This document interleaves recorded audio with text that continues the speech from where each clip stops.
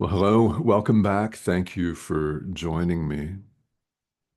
As per usual, let's jump right into it with the invitation to look honestly, very honestly, at your life experience, thoughts, everything. Yeah, just that. So, if you've been tuning in recently here, we've taken, it seems like in rapid succession, many really, really hard looks where we're invited to take an honest look at our lives, an honest look at our thoughts, our a very deeply adult, honest look at our thought system in general and really pay attention to that, as uncomfortable as that is going to be and is. Yeah, because that's what's required if we're going to awaken, which is what we all say that we want. So there's a decision that each of us gets to make as to, okay, am I willing how far am I willing to allow myself to be led by Jesus, by our inner teacher, the Holy Spirit, today? How far am I willing to go today? How far do I feel able to go today? And then tomorrow, same question, right? How far am I willing to go today? How far along the road to truth am I willing to allow myself to be led today? In other words, how willing am I to question the very foundations of everything I now believe? You're still watching. Excellent. Good. Keep doing it. Because there's a message from the Holy Spirit for you. What exactly that will be, I don't really know. Perhaps I've already said it. And in case I haven't, well, then we're all invited to stick around. So, this course just lays it all out there. There is no world. If you've not heard that before, that is the central teaching of A Course in Miracles. What this means is that we're perfectly at home where we have always been, in God, as one with God, one with.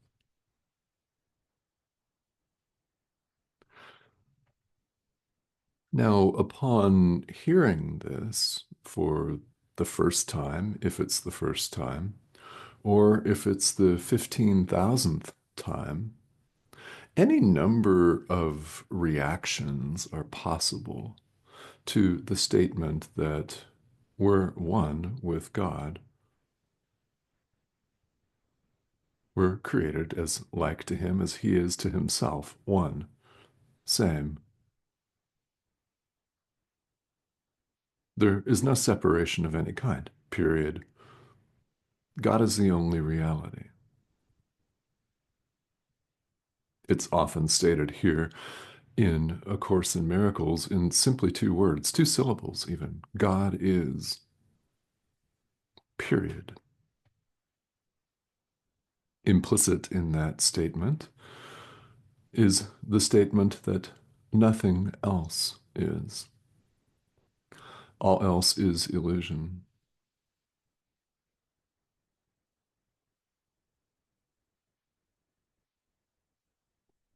So if there's no separation of any kind, how can there actually be a wobbling, spinning ball of rock that appears to be different from other wobbling, spinning balls of rock, or even in our own tiny little solar system, other spinning balls of giant gas like Jupiter and Saturn and Uranus and Neptune and stuff? All of them appear to be separate from one another, yet there's no separation of any kind. Apply this to these wild, screaming things called human beings. There's no separation of any kind. How can there be 8 billion plus and counting wild, screaming things called human beings? Remember, we're questioning the very foundations of everything we now believe, and we're invited and encouraged to do so. The fear that arises, inevitably, and if you're experiencing that, that's perfectly normal. Perfectly normal.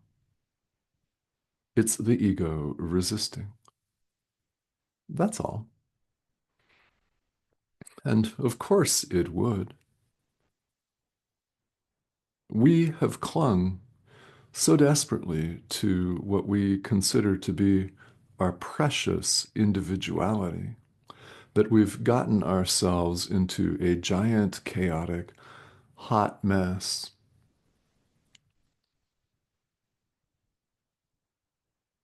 And it doesn't appear, especially sometimes, at other times it may, but sometimes it really appears like there's no way out. It doesn't appear to be possible.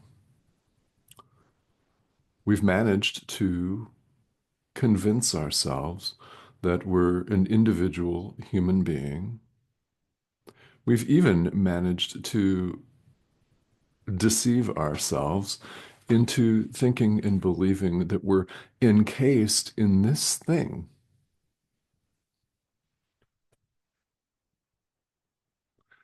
It's not possible to be encased in anything. There's no container. To say that there's a container implies that there are limits. And if there's no separation of any kind, there are no limits. The walls of a container are limitations. A semi-permeable membrane, which is strangely enough the largest organ in the human body. Yeah, semi-permeable. And we think that contains the Son of God? Certainly not. And we manage to deceive ourselves and convince ourselves and conveniently deceive and convince ourselves that we are individual human beings. And here in the world that we've made up, it certainly looks that way, doesn't it? I mean, we look in the mirror, we look different every day. Some days we may have more gray hair, or we might have gained weight or lost weight as compared to last month or last year or a decade ago or whatever, right? We see ourselves as constantly changing and separate. And we look out and we see other people doing all kinds of things. Understatement of the year, right? Some we disapprove of vehemently, and others we approve of, and even that fluctuates based on the situation or the year or the decade or our own proclivities on that particular day. It's just constantly changing. And we're all here on the spiritual path because we know, we just know, you know, deep down that there's more to it than all of this. And that's why we seek spiritual traditions. That's why we're interested in them in the first place, because we know that there's more to it than just an organism that's, I don't know how many, 70, 80% water encased in a semi-permeable membrane that's highly fallible and doesn't last. There's more to it than that. Of course there is. So we're all about here questioning the very foundations of everything you now believe. In other words, we believe we're a human being. Question that. We believe we're separate from other human beings. Question that. We believe we're separate from God. Question that. There's no separation of any kind. We're as like to God as he is to himself. Chapter 24, section 2. if you want a reference.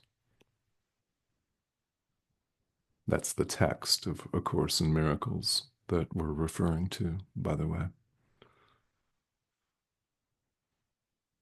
The world is our home. Hardcore reality, wobbling, spinning ball of rock. Question that. So we question so many things in life. We question the truth of this course. You might be doing that right now, thinking this guy's nuts. No, you can think whatever you want. This says what it says, right? Remember, all resistance is of the ego, and it's okay if you're experiencing it and you wish to turn this off. People do it all the time. It's YouTube. We can all do this. And if you're still watching, then it's quite likely that there's been a message that has hit you somehow.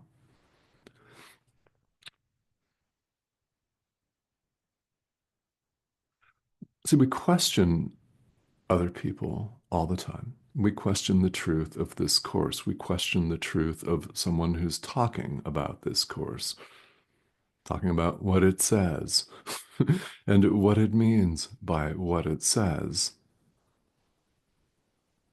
Because it's very clear what it says. And we question that. And we question ourselves. And we question our neighbor. And we stop, conveniently enough, at questioning those that we disapprove of. But we don't continue our line of questioning to include the very foundations of everything we now believe. That's what we're invited to do. Keep going. Question that this world is real and it's your home. Question that this is you. It is not you. You know that. You do. Doesn't mean that you have to accept it gladly and gleefully. I mean, you may not, and that's just fine. We gain exposure to these ideas through means such as this, a series of videos, through reading the material, through reading someone's commentary online, reading the material itself online, all kinds of different ways. There is no separation of any kind. What is the same as God is one with him. There is no division. There's no separation. We are known as the Son of God here in A Course in Miracles. Now, this term is often used in the world to refer exclusively to Jesus, the historical Jesus, exclusively. There's no separation of any kind. There's no exclusion. We're all the Son of God, the creation of God, the thought of God. Like extends like. Love, God extends love. God extends himself. It's a very simple statement. And the difficulty comes entirely from ourselves as we refuse to accept this and want to run off and make our own little egoville, thinking that this frail, completely fragile human body is us. It is not.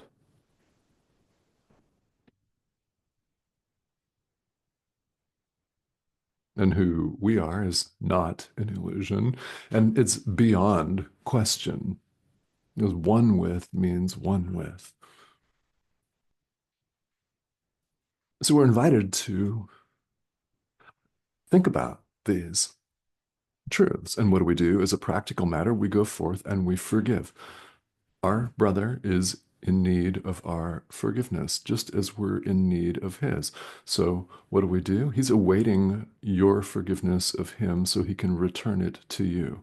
There is no separation of any kind. So, when we talk about true forgiveness, we're acknowledging this, that your brother is not separate from you, he is you. Is you. Do you not have need of forgiveness, of blessing? Of course you do.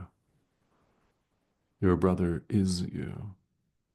This is what we do as a practical matter. And there's much that is said about forgiveness here in the Course and in the many commentaries on A Course in Miracles, which includes this series of videos. Every now and then, there will be a standalone video devoting itself exclusively to this idea of true forgiveness and talking about that. So here's the truth. You're still watching this. You've come way too far to give up now. Yeah, Jesus puts it this way in chapter 24, section 2, paragraph 9, if you're following along at home, invited to do that. You've come way too far, much too far to falter now. You've made more progress than you can possibly imagine. The fact that you're watching this particular series of videos and you've watched this video up to this point is conclusive proof. So let that serve as conclusive proof to you that you've come way too far to turn back now. Do not turn back now. Do not withhold forgiveness. Do not withhold love. Give it to keep it in your mind. This is what we do. This is how it works. What we try to hoard and hang on to for ourselves, we've lost immediately just by thinking that we could carve it out and keep it for ourselves. God, who gives wholly and truly, doesn't carve out a little piece of himself to withhold for himself and keep so that he can watch us flounder. No, like extends like. It's total. Total. So we're invited to mirror this while we appear to be here and forgive, forgive, forgive. Do not withhold love from your brother. And if you're tempted to do it, excellent, it's part of the path, right? Recognize this and forgive. And do what you feel capable of doing. If you are paying attention to this, thinking, okay, well, that sounds all fantastic. Yeah, great. Easy for you to say. Well, actually, it's easy for all of us to say. Let's put it into practice. If you feel that you can't go there with a certain group of people or a certain thing or a certain person today, then do what you're able to do. Remember, a few minutes ago at the outset, we talked about allowing ourselves to be led as far as we're able to be led, willing to be led on a given day. Do that. Do that. Do what comes up for you. Just that. And then we get up tomorrow and we do the same thing. Keep doing this honestly. Keep doing this over time. You recognize you don't see things the same way. And you never will see them the same way again. And that's what we all want. We all want the peace of God. You want to know why that's what we all want? That's all there is. So let's go forth and extend love rather than withholding it.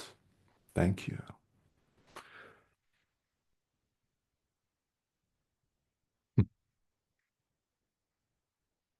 Sense of humor. Gotta have one on the path, don't you? Yeah, because when you really think about it, we've been seeing things and doing things completely backwards, which isn't flattering. And if you're hearing this for the first time or it's newer to you, it's not flattering to think that we've had it completely wrong, yet a part of us has always known that we've had it completely wrong. It is this part of us that listens to the call of our inner teacher, the Holy Spirit, and answers it. And you've answered it multiple times because you're here. So you've come a lot farther than you probably give yourself credit for. And maybe you do give yourself credit for that, which is great. Yeah. Whatever you may think about your own progress, however that looks and however that's actually measured, you've come way too far to falter now. So join me. Okay. Yes, join me. The subscription prompt is here. You can do that. That's the icon in the corner of your screen. And thank you to those of you who have recently joined us. It's a growing international community, and several videos appear each week. By the way, questions are also very, very welcome here. My aim here, one of the aims anyway, is to serve as a resource for you as a guide. And if you have questions about A Course in Miracles or spirituality in general, please feel welcome to leave them. And if you're concerned, and I know this comes up for a lot of us at certain times, if you're concerned that your question is too beginnerish and too basic and you should just know, well, we don't know what we don't know, and I guarantee you there's somebody else on the other side of this wobbling, spinning ball of rock, or maybe in the same town as you, that's wondering the exact same thing. And your speaking up and asking a question will benefit people all over the world, which is very cool. It's a very cool use of this modern technology. So I do invite and encourage all questions here. Okay, so thank you very much for tuning in, and I will see you again soon.